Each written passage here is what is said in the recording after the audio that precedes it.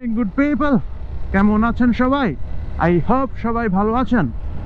Welcome to my channel RevMax। তো এখন সকাল 10টা, বের হইলাম রাস্তার দিকে।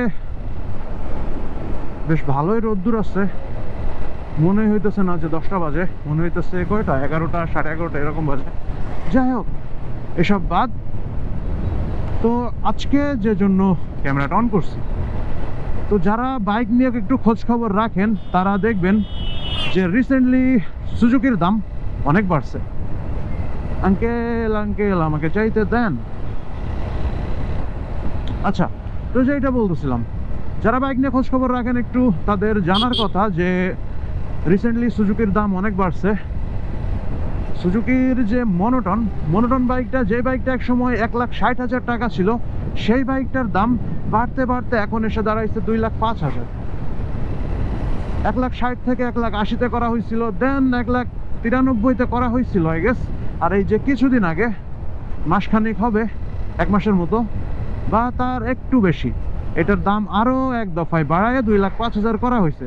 তো ভাবলাম যে এটা নিয়ে একটু আপনাদের সাথে আলোচনা করি, কারণ এই টাইমে এসে এরকম একটা বাইক, এত পুরান একটা মডেলের দাম এইরকমভাবে বাড়ানো কি আসলেই কোনো কারণ আছে, মানে যুক্তিযুক্ত, নাকি পুরাটাই এইখানে ঝামেলা? তো এইটা নিয়ে আমি বেশ কিছু ব্যাপার স্যাপার দেখলাম। অন্যান্য আরও যে ব্র্যান্ডগুলো আছে, যেমন হিরো বা বাজাজ, যাই বলেন, এগুলোর সাথে মোটামুটি একটু রিসার্চ করছি। তো করার পরে বেশ কিছু ব্যাপার আমার মাথায় আসছে। এখন এমন না যে এইরকমই হবে, কিন্তু পসিবিলিটি আছে বলে আমার মনে হইতেছে। তো ভাবলাম আপনাদের সাথে শেয়ার করে ফেলি। তো দেখেন, যদি মনোটনের কথা বলি, ভাই এই বাইকটা এক সময় 1,60,000 টাকায় মার্কেটে পাওয়া গেছে, অনেকে কিনছেও। এই বাইকটার দামই এখন 2,05,000 টাকা। তো এটার পিছে কি কারণ হইতে পারে যে এত পরিমাণ দাম বাড়ছে? হ্যাঁ, গভর্নমেন্ট পলিসির একটা ইনফ্লুয়েন্স এইটার পিছে আছে, কিন্তু তাই বলে এত না, এইটা ভুল। কারণ বাংলাদেশে তো আরও বিভিন্ন ব্র্যান্ড আছে, তো ওই সব ব্র্যান্ডগুলোও তো দাম বাড়াইছে, এমন না যে বাড়ায়নি, কিন্তু সুজুকি যেভাবে বাড়াইছে ওইভাবে বাড়ায়নি। এইটা আমার মনে হইতেছে সম্পূর্ণ একটা মার্কেটিং স্ট্র্যাটেজি।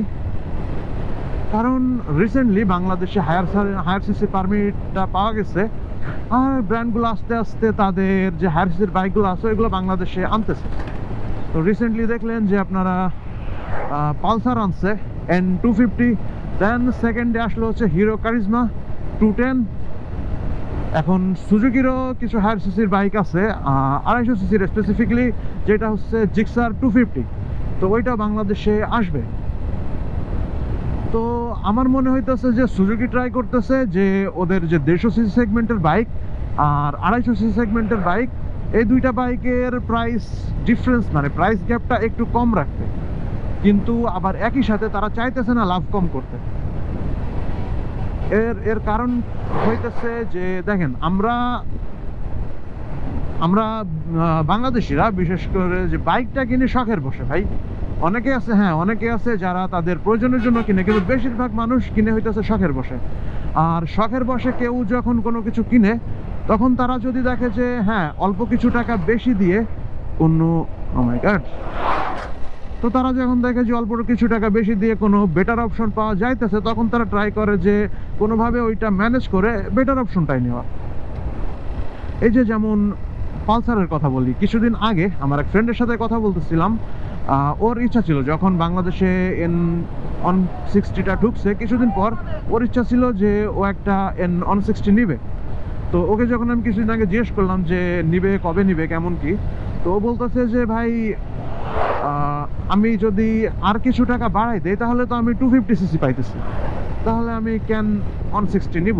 তো আমি কিছুদিন ওয়েট করি, মানে ও চাইতেছে কিছুদিন ওয়েট করবে, দেন আরও কিছু টাকা অ্যাড করে ও N250 নিবে। কারণ তখন প্রাইস গ্যাপটা কত ছিল, N160-র দাম ছিল হচ্ছে 2,80,000 টাকা, আর 250-র দাম ছিল হচ্ছে 3,40,000 টাকা, 60,000 টাকা ডিফারেন্স। মানে সে মাত্র 60,000 টাকা অ্যাড করলে একটা হায়ার সিসি বাইক পাইতেছে। তো ব্যাপারটা এরকমই। এই যে আমরা এখন জিক্সার কিনতেছি, যেমন এইটার কথাই যদি আমি বলি, FI ABS-টা, এটার দাম হচ্ছে মার্কেটে এখন 2,80,000-এর মতো।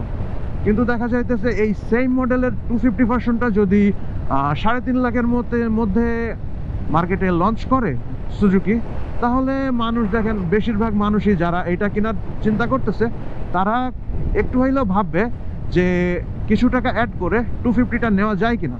তো এটা সম্পূর্ণই আমার মনে হইতেছে যে মার্কেটিং স্ট্র্যাটেজি তাদের 250 সেগমেন্টে মার্কেট ধরার জন্য।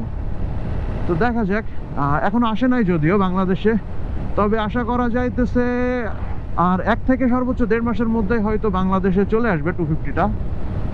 আর দামটাও মোটামুটি যে গ্যাপটা, মানে 150 সিসি থেকে 250 সিসি সেগমেন্টের যে গ্যাপটা, ওই গ্যাপটাও আশা করা যাইতেছে যে খুব হিউজ হবে না, বেশ অল্পই হবে।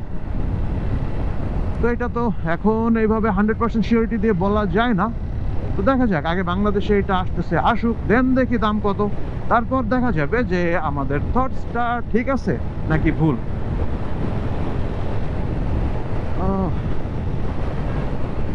এই জায়গাটা এত রিস্কি, এই জায়গাটায় প্রচুর অ্যাক্সিডেন্ট হয়।